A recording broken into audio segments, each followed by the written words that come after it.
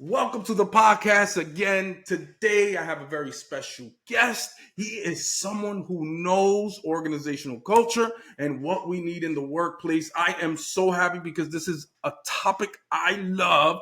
Jessper, welcome to the show. Please introduce yourself to the world.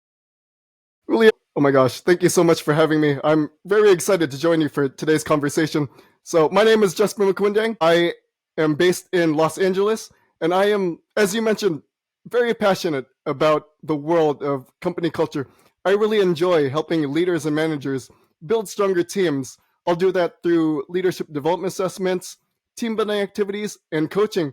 Because when you help your people learn and grow, they'll become more effective, higher levels of productivity, higher levels of engagement. They'll put in their best work.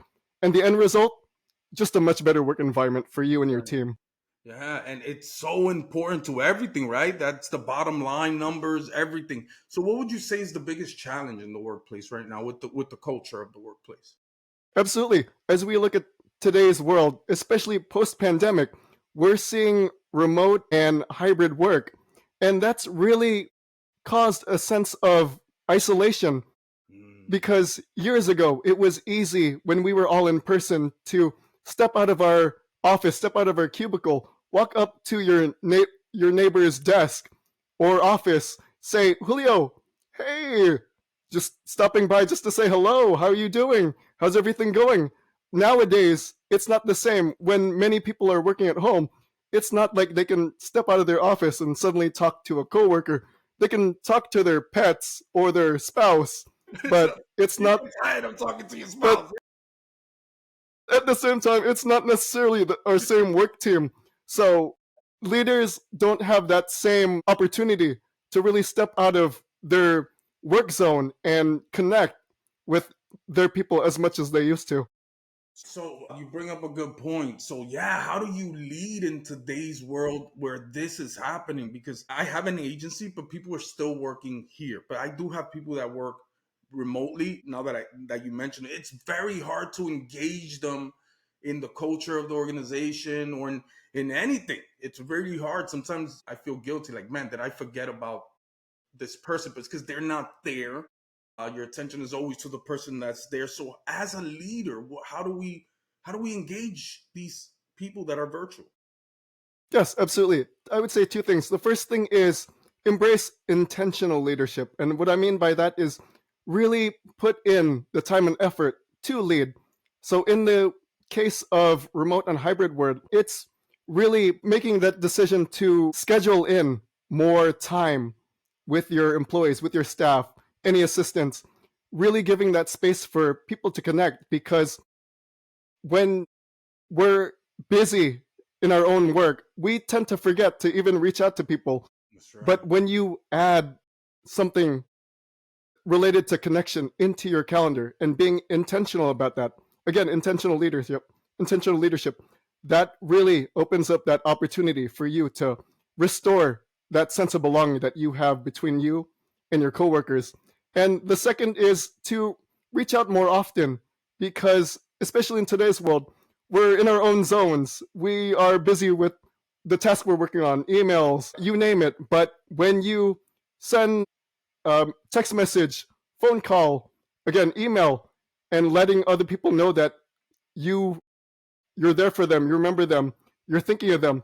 That really gives them the opportunity to remember that they are connected to the mission and values that your organization stands for. I love it. I like that intentional leadership. That's yeah, put it as part of your workflow, part of your work process, calendar. You said it. Ah, you see, you helped me today. Thank you. Make sure to add that to my repertoire. So, how about as let's talk about as from an employee or a teammate's standpoint, not a leader, right? How do if they're feeling less engaged because it affects them too, right? Once you stop feeling that way about your company, it doesn't only affect the company, and we all think as when we're working for someone like that's not my problem, right? But you're harming yourself, what you can learn, the skills you can, it's your experience. So how would you tell if they want to take the lead? The leader's not doing it. They don't want to leave the company because they love the company or they love the benefits. What can they do to kind of lead a little bit from where they stand in improving the culture in their workforce? So for an employee, it's to remember why they're there. That why, that purpose. When they work for an organization that really stands for a mission worth pushing forward through, that's really that opportunity where they can say, oh, you know what? My company really cares about the clients they serve.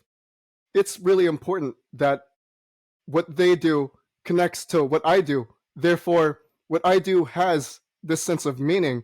And when I take that opportunity to really complete the work that provides meaning, it really increases that level of organizational purpose.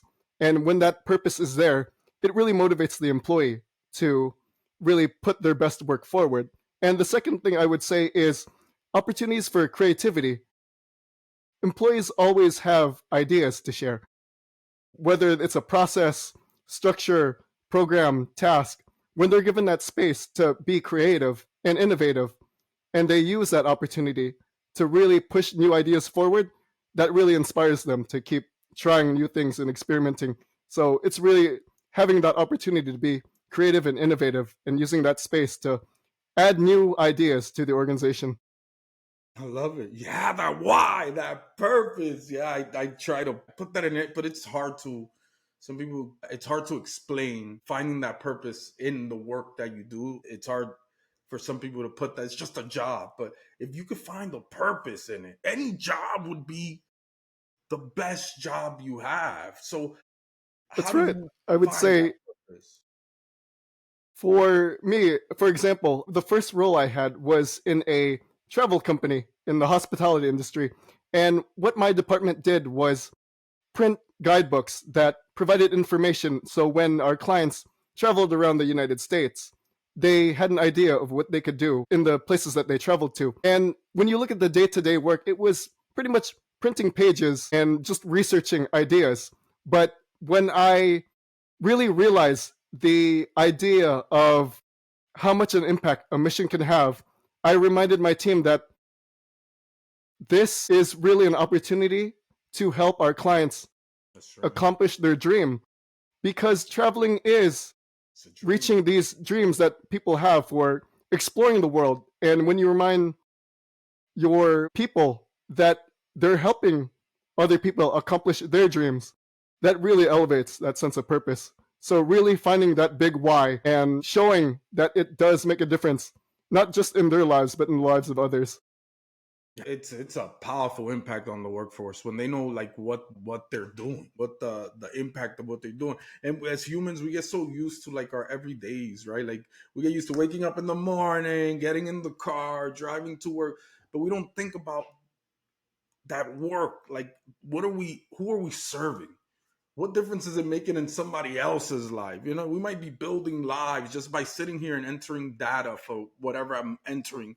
So yeah, I like that. Find the purpose in the work that you do, and you unveil the hero that lies within you. I always say that because it is so true. So tell me something about yourself. The hero within you. Yeah, you'll find it. You'll find the hero. If you find the purpose and you master that purpose in what you're doing, you will feel that hero, that inner hero you have. So tell me something about you. So you said you're from LA, right? Yes. How's it So going? And it's busy over there, right? Like you guys live busy. I've been there I once. would say growing up in Los Angeles, it's something I've been used to. But for me, I have traveled around the country and just explored different ideas. I love traveling. I've reached all 50 states, and What? it All of really I them? took it step by step. It's not it doesn't happen overnight. I took it step by step. But when I finally reached Alaska last summer, What? I just felt that great sense of joy, just finally reaching So my 50th state. you've done all of them. You've done all the states. No, Correct. that's a dream of mine. You know, like everybody tells me about traveling the world, but I want to. There's so much in these states. Like they're all different worlds, right? Like you go to these places and they're all like different. What's your favorite? Not favorite state. What best experience? Which state gave you the best experience? I don't want you to get in trouble and say get in trouble with other states. You know what I mean? So many. I would say every state has its own unique mix and perspective that you can learn from. For me, I would say the most unique experience came from Washington D.C. because when I was there, there's a lot to explore. You have the museums, you have so much history that you can explore. It really gives you an opportunity to learn really the founding of our country as you walk around. And just give me, it's a great place on a spring day to go out for a run and explore really on your feet. So Washington And D.C., you get to feel just this a is great place for me to explore. leadership, right? This is like where it all happens, and yeah, it's awesome. Okay, so workplace culture. What are some tips? I know what's one of your services is teaching people, right? Is that what you do? Can you talk a little bit about that? Absolutely.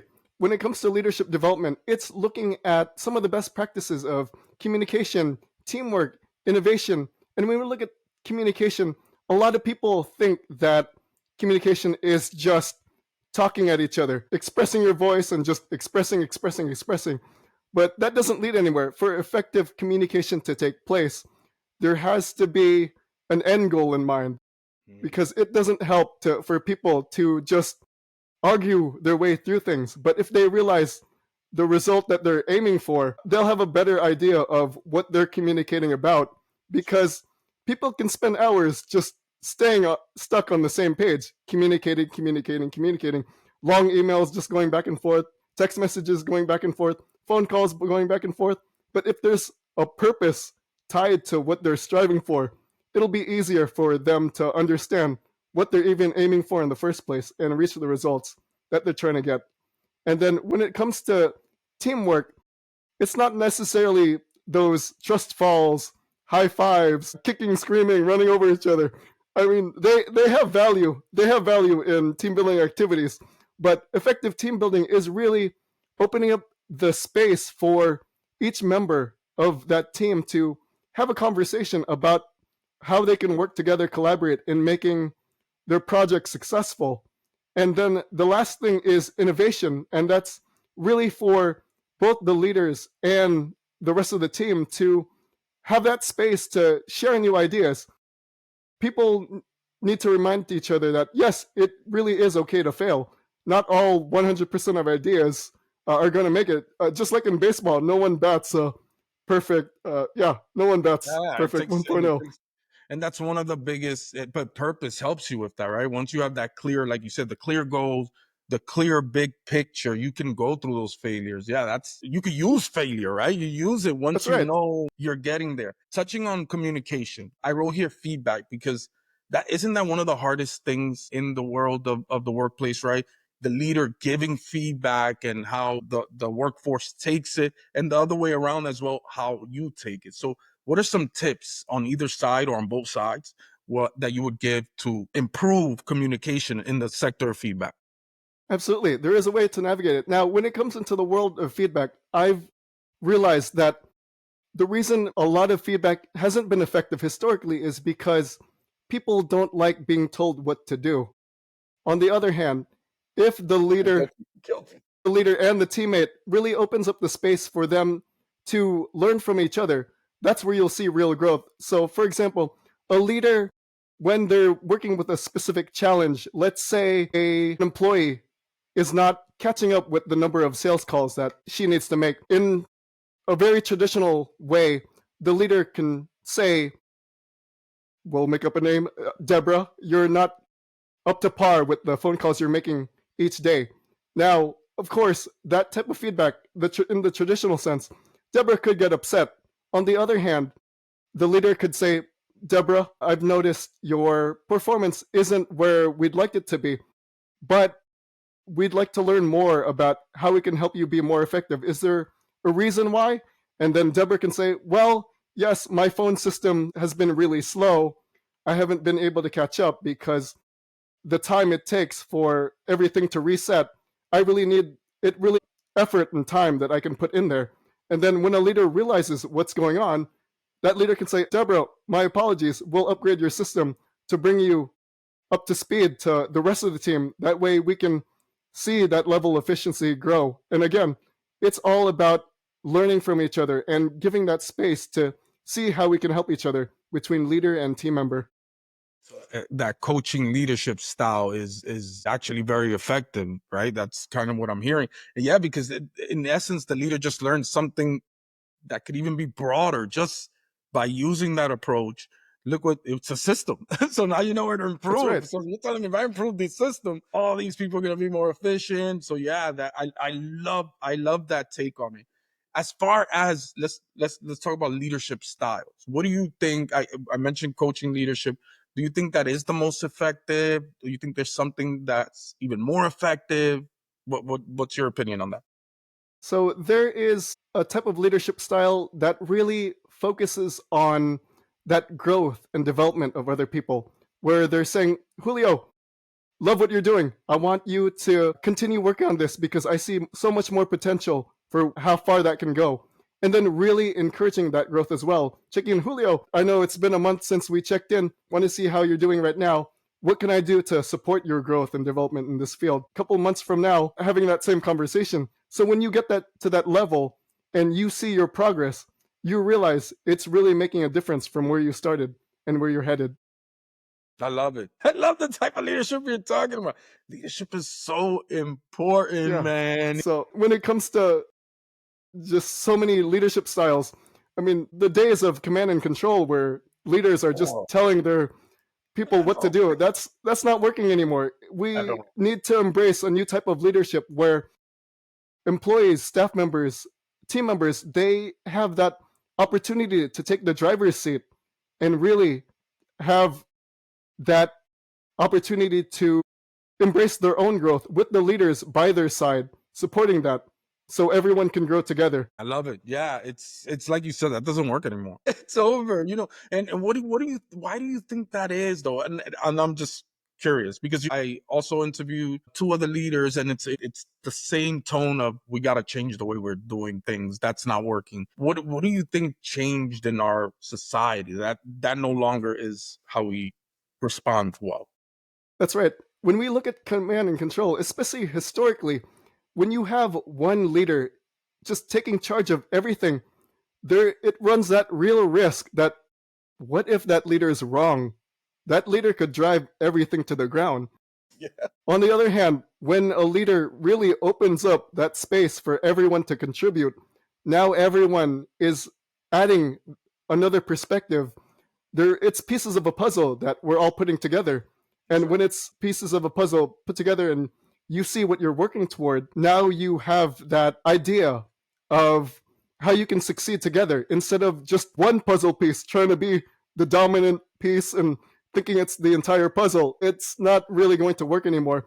When everyone has that opportunity to contribute, there's less risk of running the entire organization to the ground. More of that uh, again opportunity for different ideas to really come together and see what works best. Because when everyone has a part in it, there's more ownership, and everyone feels like again they're part of that organization and they're growing together.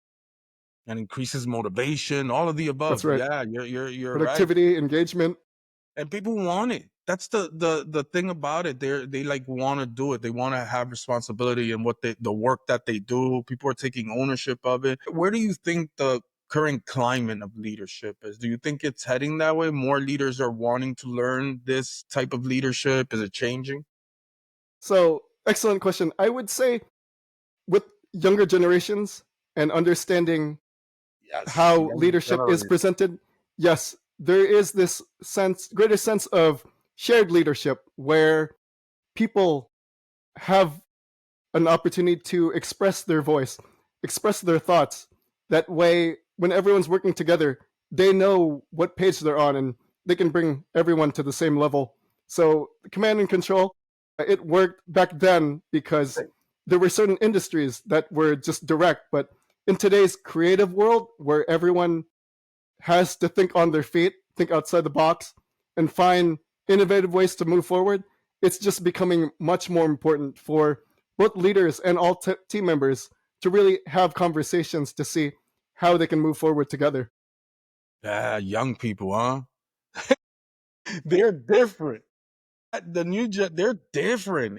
I think it's in a positive way though. You get a lot of negative feedback about what the youth is, but I haven't experienced that. Anytime I speak to youth or go to any event, you like they're hungry for purpose, like they want to know about leadership. It's different. I wasn't thinking about that as a young person. I wasn't thinking about none of that. You see it, they're motivated to make changes. They want, I think the youth is great. Thank you for saying that because yeah, I agree with you. So if someone hires you, right? Not if they are, because you're great. When someone hires you to go to their, what can they expect? Just if you could tell them a little bit. Absolutely. So what we'll do is we'll start with various assessments to understand leadership styles, understand leadership effectiveness, and understand the culture in general. And from there, we can build a custom strategy for how we can tackle these different areas. And at the same time, I will be hosting different workshops and seminars to help people understand their perspectives in, again, these fields: communication, team building, innovation. That way, we're proactively finding ways to work together and search for processes, structures, tasks that'll get us there as we progress through our journey together. So, really, starting with that awareness to see where everyone is and looking forward to where they can be in becoming a more effective work environment and company culture. Love it. So yeah, so assessments, that's your like your base. That's where you start. Yeah, you got to know the target, right? You got to know. Can you share a little bit about one of those assessments or Absolutely. So, one of the assessments that I use is called the Behavioral Elements Program, and it describes our leadership in four different styles. And the four different styles are: there are the leaders who are air, fire, earth, and water, based on the natural elements. And the air, these are the leaders who are very creative. And as the metaphor goes, these are the people who love to throw spaghetti at the wall and see what sticks. see what They happens? just love to generate ideas and see what comes out of it.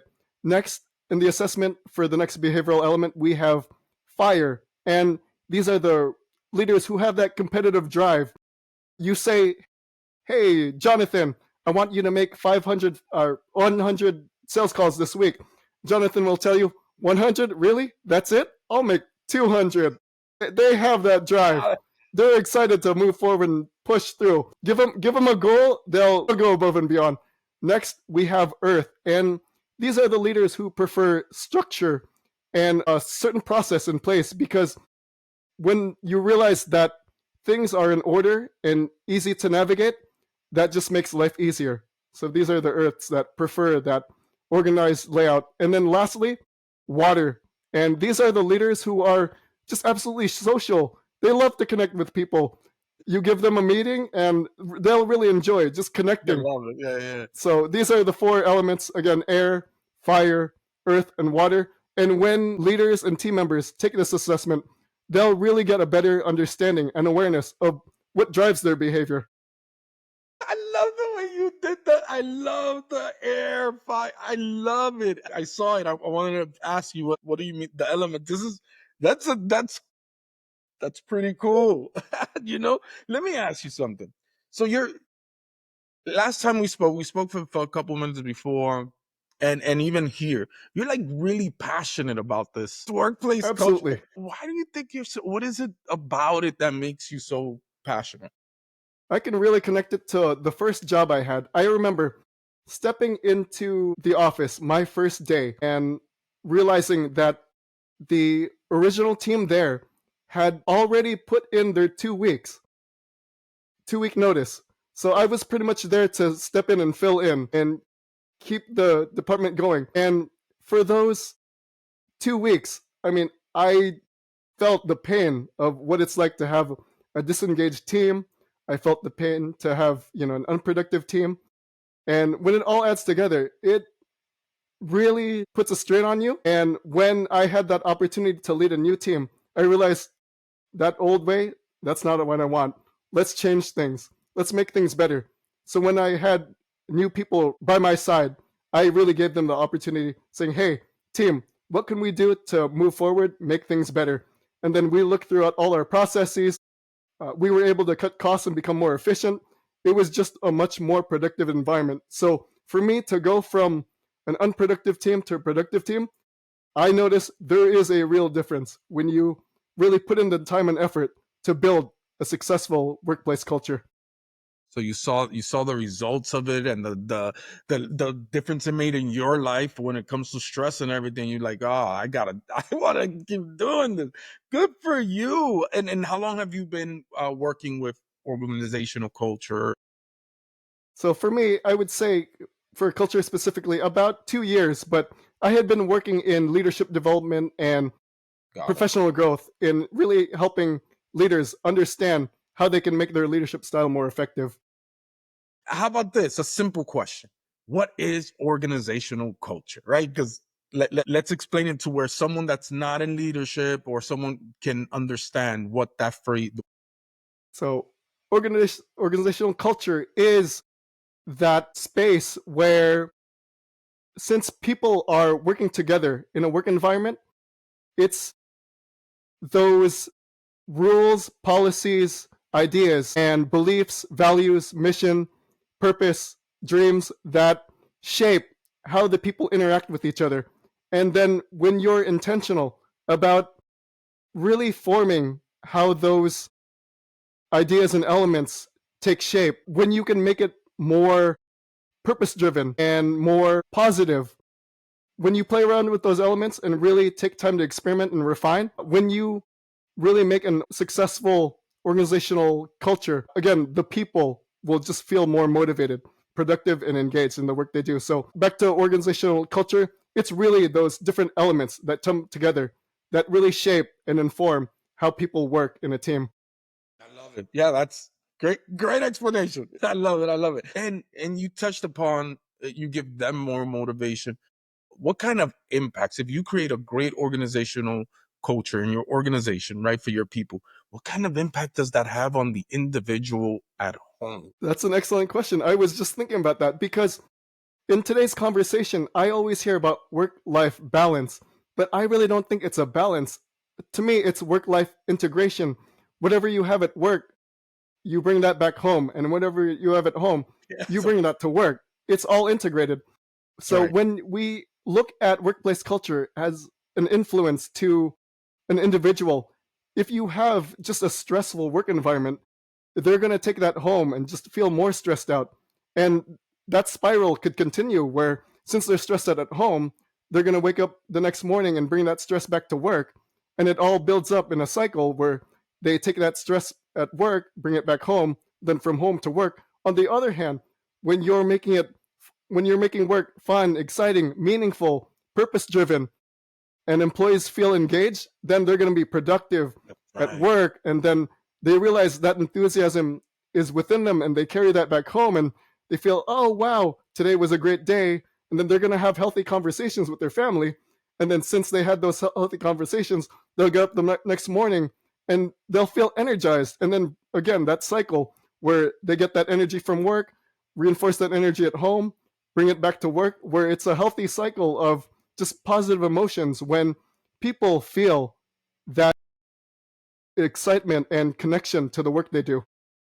Listen up, leaders. Listen to what he's telling you. He's telling you that if you do leadership right, if you focus on creating a greater, you are improving people's lives. And it's true, right? They go home, they're happier. It creates a whole, what is it, a domino effect in a That's positive right. way that you can. Yeah, I love that domino effect. it's beautiful. It's beautiful. And I thank you for doing it, for teaching this, because it's definitely a shift that we have to all get on board with. We have to stop thinking of the old days that leadership is you do that, and do it because I pay you or not pay you. We got to change that because now people are smarter now, right? They understand we're more connected. And people understand that they have more possibilities than they ever imagined. Everybody's in that field. So yeah, I love it. I love it. What else? Why don't you shout out what your company, talk a little bit about all of that stuff, and let's put it out there. Absolutely. So my company is FamiLEAD Management Consulting, familyconsulting.com. You can also search for me on LinkedIn. And I just love connecting with people to talk about leadership development, personal and professional growth, career success. If you love those types of conversations, feel free to reach out because I'll enjoy them. You have a story of because you've been a leader for a while, right? In different organizations, I'm pretty sure. Do you have a story of you already mentioned one when you walked in and everybody was leaving. It was already. Do you have another one where it tested you as a human that you had to like dig deep and understand this is a person? You know what I mean? Like what they just did, something they did that was so, but you could see that it's coming from a place they couldn't control. Any stories about that? Absolutely. And that deals with team conflict. And a story I had is there was one time where this one person, let's call him John. John, Yeah, too. excellent. We're there. Go ahead. Sorry. John had plenty of disagreements with the rest of the team. John just had a certain way of what the processes and structures look like. And the rest of the team just thought that it was too tight, it was too strict. Those ideas just really made things difficult to be flexible. That inflexibility just put a strain. But I, over time, I didn't think much of it, and that added up where the team was feeling more stressed out, and they would come up to me and ask me what my perspective is. And again, I didn't think much of it at the time, but when it all started adding up, I pulled everyone aside individually just to get their perspective and really listening to what's on their mind, what do they want to express. And I realized everyone had a way of moving forward. Even John's ideas were designed to really keep us efficient. But when I really opened up that space for everyone to share their voice, express what they're thinking of, and share that among the team, we realized that we did have the same end goal in mind, and that's to be effective and efficient. And when I brought this up to John and the rest of the team, really wanted them to start having those intentional conversations about how we can work together. And then again, with John's ideas, I did see the value because it was designed to make us effective and efficient. And then we all had conversations together to see what elements can we keep, what elements can we adjust, what elements can we refine. And at the end of the day, when we realized that yes, we were always working toward the same goal anyways, let's all come together and see how we can all blend together to make it efficient and effective for everyone here. You found that commonality, which was and it's even in humans, you know, in the regular world, not even at work, we all have, there's a lot. We're more in common with each other than anything else. That was pretty cool. So you saw he did what he was doing was for the good of the team. He was it was just not agreeing with the delivery That's wasn't right. there. So I like that. I like that. I'm gonna ask something that a lot of leaders face, right? Well, I hear that they face is I don't want to use that phrase. They like the bad apple of the team. How do you have, because that's one of the hardest things, right? And it could happen. And I'm not calling a person a bad apple. It's just a metaphor of a person that's not happy in the job. And instead of moving on, they want to spread that for some reason, not want, spread that unhappiness. And it could take your company down. So if you identify it early, let's say you're the leader and you see it, you see that's what's going on. What's a good way to handle that without disturbing the company?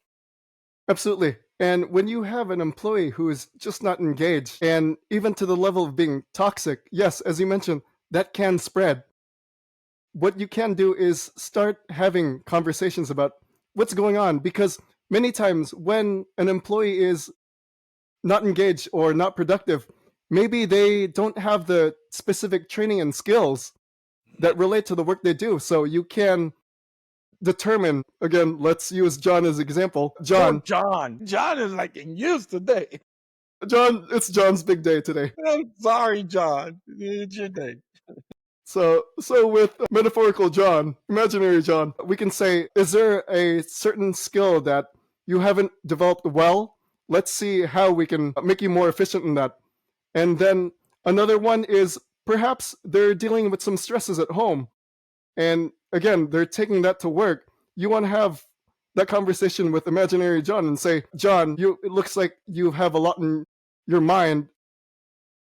can you tell me more about what's going on? Again, you don't have to get too personal, but you just want to open up the space where John can express himself and share what he can share at the moment. And then don't really rush the process. Meet people where they're at, because if you're just going up to imaginary John and saying, John, you're not putting in your best work, I really don't appreciate that. John's just going to turn himself off and really stop listening. But if you say, John, looks like you have a lot in your mind. Is there anything you can share with me that would help you feel better? And then really opening up that space and that conversation where John can tell you what's going on at home. And then when you really open up that space, John starts to see you as an active listener. And when Yes. you're an active listener, there's that sense of connection and trust that you can build between each other. And then starting from there, you can see how you can move together from that point. If there's anything at work that can be lightened up, or anything at home that can be lightened up, it's really about understanding how John can be in a better place, both mentally and psychologically. And then once he gets back to work, he feels just a little bit better about how he can move forward. So I would say it's really having those conversations with an employee, or in this case imaginary John, about really the skills that need to be upgraded, or if there's anything in personal life that's affecting him in his work. And then third, if the toxicity just continues to build up, it's really having that conversation and saying, John, do you really want to be here? And determining if somewhere else is the right move. Because the worst thing you can do is keep a toxic person around for too long, because that's going to spread and really affect other people's workspace. Beyond your control. Then it gets to a point you can't control it. But you know, something you said is like that it could be John is going imaginary John. Now you see, now you made me have to say that. Imaginary John could have something going on at home that's huge, right? And just the fact that they're still coming into work is some credit depending on what they're going. So that what you said of a leader being there and having these conversations, that might actually make the difference not only there, but maybe that's what he needed somebody like care or notice that I'm in trouble here, you know? So yeah, that may make a difference, that make a huge difference. But you also said a skill that is needed to be that type of leader, taking accountability for everything. And you kind of keep alluding to that. So how important is that for a leader to, whenever something bad, look at what am I doing? Well, what are we doing that's not working? That's right. It's all about leading by example. Yeah. Because if a leader is asking for things that they themselves are not either willing or capable to do, other people are going to see that and they realize, if it doesn't matter to the leader, why should it matter to us? On the other hand, if the leader is taking that accountability, rolling up their sleeves, and doing the difficult task side by side with their employees, that's when people will realize the value of what the leader is expressing. They'll see the importance of the work they do when the leader shows them that, this is important. I'm here with you. Let's go and That get this. difference. It's a huge difference. It's a huge difference working with somebody that's there with you in the trenches, or someone standing outside the trenches pointing. It's a big, big difference, and has a huge impact. Anything else you would like to share? Yes, I would say that a lot of one thing that tends to hold people back from really thinking about culture is they're worried about the cost. And I would say, when it comes to building an effective culture, it's not necessarily pizza parties, it's not necessarily ping pong tables, it's not necessarily take your dogs to work day. Ice Uh, cream day. yeah, they have value, but when it comes to building an effective culture, it's really about looking at your mission, values, purpose, and really spreading that out so people know what they stand for. And an effective way to build a culture is to really start with that conversation of where you stand and where you want everyone to head toward. So it's really opening up that space for everyone to express their voice and what's on their mind. And that'll be the a great foundation for building an effective company culture. So it's not cost. There's really no cost to it, because if it works, it's yeah. I see what you're saying. So okay. So anything else you want to add? It was I good. would say A mathematical equation that I like to share with people. I know listeners are Of here course thinking, you would do a "Whoa, mathematical I equation. wasn't I wasn't ready for math. What's going on, Jesper?" Wait, do I need a calculator? Don't ask me. I'm really bad at math. Don't ask me questions there, okay? You do it. You do your thing. I It's a listen. simple formula, and Okay, okay. I would say it's valuable to company culture. And I would say the formula is dreaming plus doing equals innovating. And when it comes to building a culture, dreaming, really going big, having unique ideas, having being creative, and seeing again that metaphor, throwing spaghetti at the wall, seeing what sticks, and then plus doing, and that's where people really need to take action, because you can dream all day, but if you're not doing anything about it, it's not going to go Sure. anywhere. So again, dreaming, having unique, special, creative ideas, and doing, taking action to make sure those ideas take shape and take form, that equals to innovating, and that'll take your team to one of the most unique places where things are making a difference in the clients you serve and the communities that you're in. So dreaming plus doing equals innovating.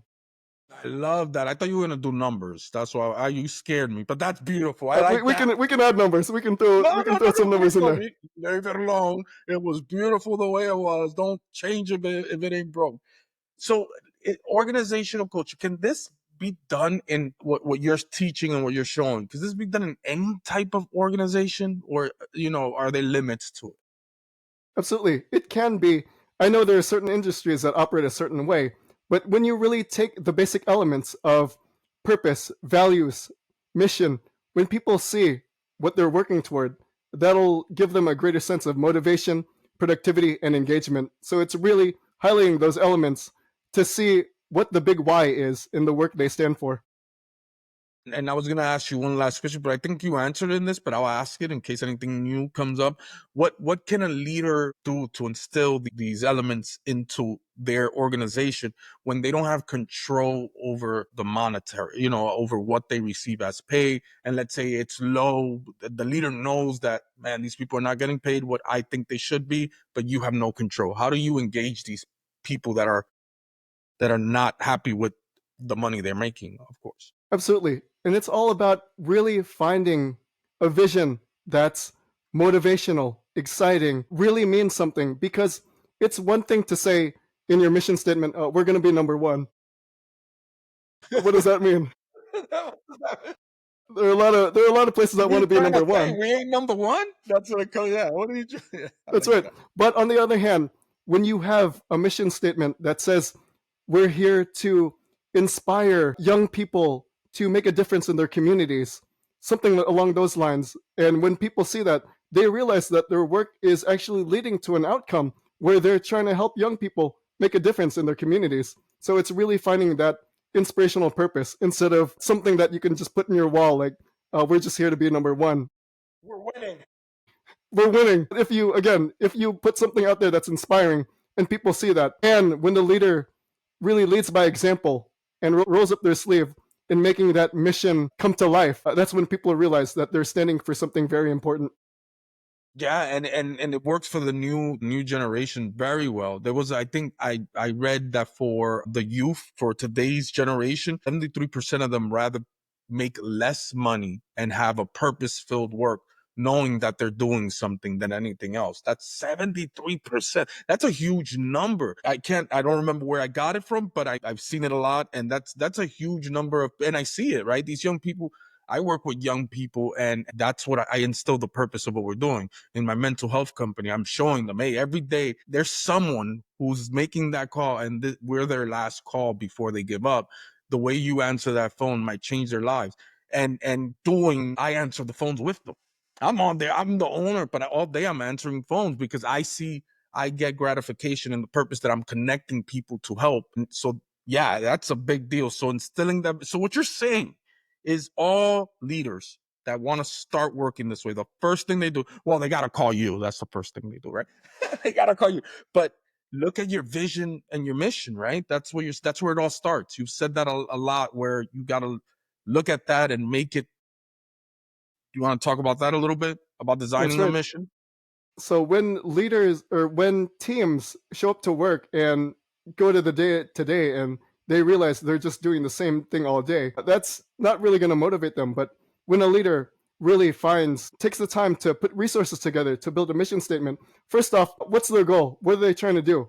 Because many organizations, for them, if it's just about the money, that's not really going to add additional purpose to what people are striving for. But when a leader says, okay, this is our goal 1, 2, and 3, we really want to make our community so much better, they can form these different ideas and then really talk to the team about what will make the organization stand out, especially in the industry and the sectors that they're in, and look at the various goals to see what can make them unique, what can make them special, what can help them move forward, and then just having conversations about, again, highlighting goals, because again, if nobody knows what they're striving toward, nobody really knows what they're doing. If So you don't know your again, target, you're not gonna hit it. You have to know the target. Yeah, you're right. when people know their target and why it's important, that'll be easier for them to really understand the mission that they're striving toward. I love it, man. Jasper, I'm so happy that you are out here in these streets. No, that you're teaching organizations how to be this way. I really, this is the direction we must go. This is the direction our country needs to go. We need to understand that we are all looking for that goal. We all want to make it in our whatever we're doing, and a leader just has to. And if we could take these things, man, it's beautiful. Thank you for what you're doing. Thank you for putting the good word out there. Thank you for teaching these companies, because you're making an impact, right? Because every time you teach an organization this and they put it within their company, you're increasing the mental health of each individual that's there. So thank you for doing that. You're powerful for doing that. And thank you for joining me. This was a blast. I had fun. We got to do it again. This was so awesome, Julio. Thank you so much for having me. Really enjoyed our conversation. This was awesome. Thank you. Have a good one, okay? Thank you, Julio. Repeat after me. I am power.